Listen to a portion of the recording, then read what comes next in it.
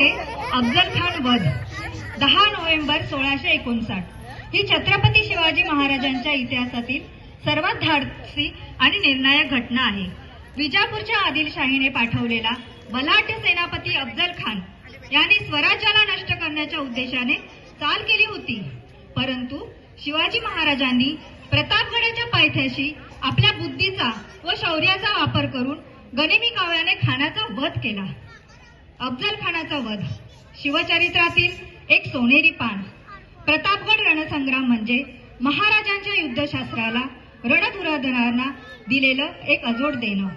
या विजयामुळे मराठी सैन्याचा आत्मविश्वास प्रचंड वाढला आणि स्वराज्याला स्थैर्य मिळाले।